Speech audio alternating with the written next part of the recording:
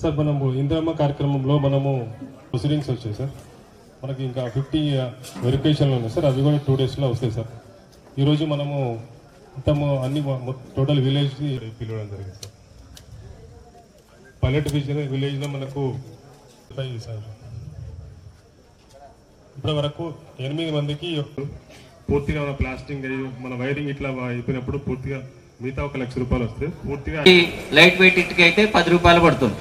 10 అంటే 60 రూపాయలు అవుతుంది. మట్టి ఇటుకతో కడితే 1 ఫీట్కి వచ్చేసరికి 60 రూపాయలు పడుతుంది. అదే మనం సిమెంట్ ఇటుక తీసుకున్నప్పుడు సిమెంట్ ఇటుకతో కడితే మనకి 25 రూపాయలు 1 ఇటుక అవుతుంది. గత ప్రభుత్వం ఉన్నప్పుడు ఏమీ అందలేదు. ఇప్పుడు మాకు ఈ ప్రభుత్వం వచ్చినాక ఇల్లు వచ్చింది. చాలా సంతోషంగా ఉన్నది. ఇల్లు లేదు, భూమి లేదు. మాకు పెద్దలందరికీ హృదయపూర్వక నమస్కారం. మాది వనమల కనుపర్తి.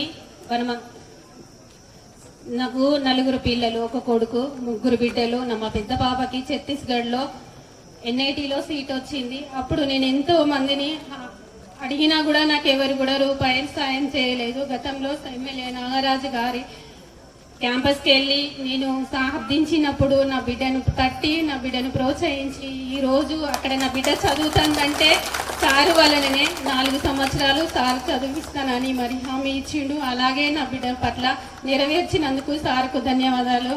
అలాగే నాకు ఇల్లు కూడా లేదు, భూమి లేదు. 4 పిల్లలు మాత్రమే ఉన్నారు. నాకు ఇల్లు వచ్చినందుకు నాకు చాలా సంతోషంగా ఉంది. వర్షం వస్తుంటే నా పిల్లలు నేను ఒక మూల కూర్చొని నీళ్లు ఊరుస్తా అంటే ఎత్తి పోసుకుంటూ కూర్చున్నాం తెలంగాణ. ఇప్పుడు నాకు ఇచ్చినందుకు చాలా అసలు ఈ సంతోషాన్ని మీ అందరికీ నేను తెలియజేసుకుంటున్నాను. మాకు ఏది లేదు. ఏ సారు గెలిచినా మాకు ఇల్లు ఇయ్యలే. అందరి కాళ్ళు మొక్కినా మేము కాళ్ళు రెక్కలేవు. మాకు భూమి లేదు, ఏమి లేదు సారు. ఇప్పుడు నీ ధర్మాన నాకు ఇల్లు ఇస్తాను సారు. నీ కాంచని కాదు.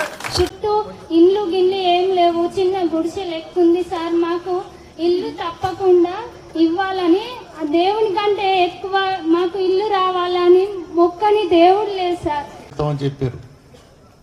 ఆ విధంగా ఎక్కడ కూడా మరి అనర్హత ఉన్నటువంటి వాళ్లకు శాంక్షన్ లేకుండా పారదర్శకంగా మరి తెలంగాణ ప్రభుత్వం రేవంత్ రెడ్డి గారి ఆదేశాల మేరకు, మన ఎమ్మెల్యే నాగరాజు గారి ఆదేశాల మేరకు ఎక్కడ కూడా అవినీతి అవకతవకలు ఉండొద్దు, ఎక్కడ కూడా రూపాయి కరెక్షన్ జరగద్దు అనే ఉద్దేశంగా ఎమ్మెల్యే గారు ఆదేశించిన మేరకు ఈ సెలక్షన్ పూర్తి కావడం జరిగింది. బ్రహ్మాండంగా మరి ఎవరి పట్టాలు వాళ్ళకి ఇచ్చే బోనస్ కూడా అకౌంట్లలో వేస్తా ఉన్నారు. అధికారులందరికీ కూడా నమస్కారం. ఈ శాంక్షన్ ప్రొసీడింగ్స్ మీకు మేము ఇచ్చిన వెంటనే రేపు ఎల్లుండి ఒక 2 రోజుల్లోనే ప్రతి ఒక్కళ్ళు కూడా ముగ్గు పోసుకోవాలి అనేది మేము రిక్వెస్ట్ చేస్తున్నాము. మీరు ముగ్గు పోసుకుంటేనే ఒకటి మంచి రోజులు లేవని అందరూ అంటున్నారు. దాని తర్వాత అందుకనే మీరు ఇప్పుడే 2-3 రోజుల్లో ముగ్గు పోసుకుంటే మేము కూడా వచ్చి పంచాయత్ సెక్రటరీ అక్కడ మార్కౌట్ కోసము మీకు అసిస్ట్ చేస్తారు. అలానే మొబైల్ యాప్లో వాళ్ళ ఫోటో అనేది కూడా తీసుకుంటారు. మీరు కట్టుకునే ఇల్లు ఏదైతే ఉందో మేము ఇచ్చిన ప్లాన్ ప్రకారము, మేము ఇచ్చిన ఖర్చులు ఎంత అవుతాయి అనే ఇచ్చిన డాక్యుమెంట్ ప్రకారం మీరు కట్టుకుంటే 5 లక్షల్లో మంచి క్వాలిటీ ఉన్న ఇల్లు, మంచి సైజు ఉన్న ఇల్లు అనేది మీకు అందుబాటులోకి వస్తుంది. కానీ కొంతమంది మేము పైలట్ ఫేజ్లో చూసాము, పెద్దగా కట్టుకోవాలి, ఒకేసారి పెద్దది కట్టుకోవాలి అనే ఉద్దేశంతో 600 SFT కంటే ఎక్కువ కట్టుకున్న వాళ్ళందరివి కూడా మళ్ళీ మేము తగ్గించి 600 SFTకే చేయాల్సి వచ్చింది.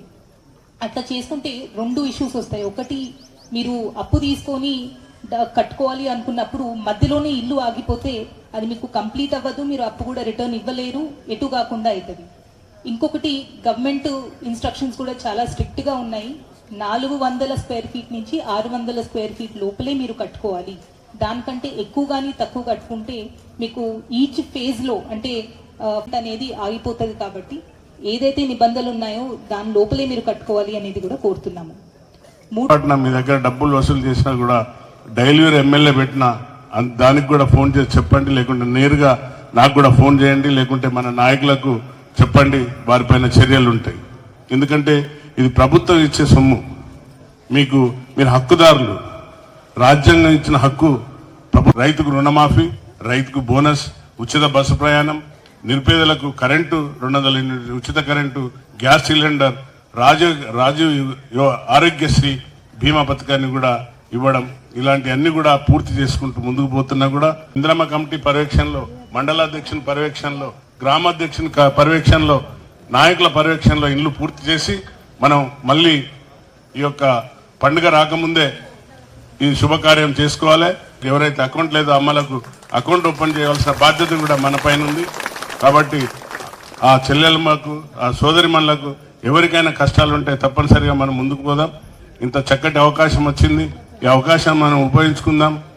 నాయకులందరూ కూడా నా కోసం కష్టపడ్డారు. ఆ నాయకులను మళ్ళీ గెలిపించుకోవాల్సిన బాధ్యత కూడా నా పైన ఉంది. Next Ontimadapalli Indiramma committee